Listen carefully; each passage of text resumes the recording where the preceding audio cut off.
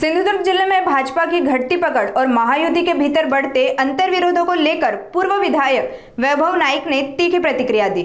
उन्होंने कहा कि भाजपा ने पिछले 3-4 वर्षों में लुभावने प्रस्ताव के सहारे जैसे तैसे संगठन को खड़ा किया था, लेकिन अब वही ढांचा ताश के पत्तों की तरह गिरता नजर आ रहा है। भारतीय जनता पार्टीचे सिंधुदुर्ग जिल्हाध्यक्ष प्रभाकर सावंत यांनी मुख्यमंत्र्यांकडे जी शिंदे गटाची तक्रार केली आहे त्यातनं त्यांच्या पक्षाच्या कार्यकर्त्यांच्या प्रवेशाबद्दल त्यांच्या मनामध्ये खरं तरी आता खंत निर्माण झाली आहे।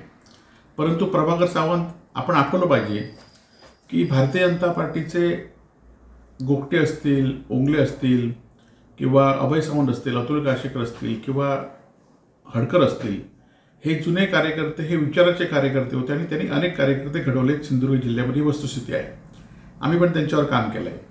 परंतु गेल्या 3-4 वर्षांमध्ये भारतीय जनता पार्टीने निवडणुकीमध्ये ज्याप्रमाणे रसद पुरवली आणि कार्यकर्त्यांना रसद पुरवली त्यामुळेच भाजपला ही सूज आली होती।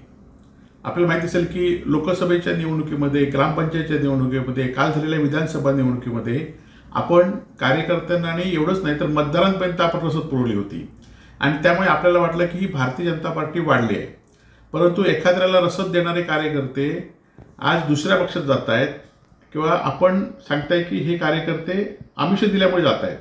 म्हणजे तुमचे कार्यकर्ते आमिषाला कंटाळून या ठिकाणी, आमिषाला भुलून या ठिकाणी जातात। म्हणजे ते तुमचे कार्यकर्ते नव्हते, तर तुमच्या रसदीमुळे ते तुमच्यामध्ये आले होते आणि ती तुम्हाला सूज झाली होती, हे आपल्याला लवकर समजलं। खरं तर या सिंधुदुर्ग जिल्ह्यामध्ये भारतीय जनता पार्टी ही रवींद्र चव्हाणांनी गेल्या 3-4 वर्षांमध्ये कशा पद्धतीने वाढवली आहे आणि ती कशा पद्धतीने एका वर्षामध्ये कोलमडली आहे हे सगळं सिंधुदुर्गवासीय बघताय।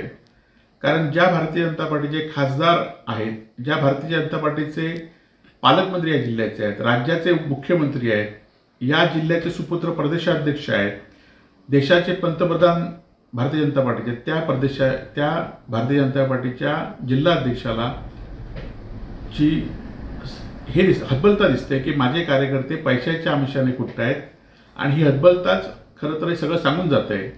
आणि या जिल्ह्यामध्ये खरं तर विचाराचे कार्यकर्ते, मग ते कुठल्याही पक्षात असले तरी विचाराचे कार्यकर्ते होते।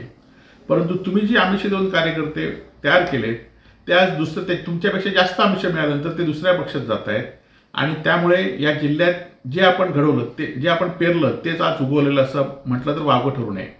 त्यामुळे प्रभाकर सावंतांना माझी विनंती आहे की आपण खरं तर या जिल्ह्यामध्ये भारतीय जनता पार्टी आपल्या रवींद्र चव्हाणांचं की आपलं नेतृत्व नाही आहे, या जिल्ह्यामध्ये भारतीय आपले नेतृत्व राणे करतायत, राणे परिवार करतो, ह्याचा पुन्हा सिद्ध झालेला आहे। आणि त्यामुळे राणे ज्या पक्षात जातील त्या पक्षात हे कार्यकर्ते जातील, हे भारतीय जनता पार्टीचे कार्यकर्ते नाही आहेत।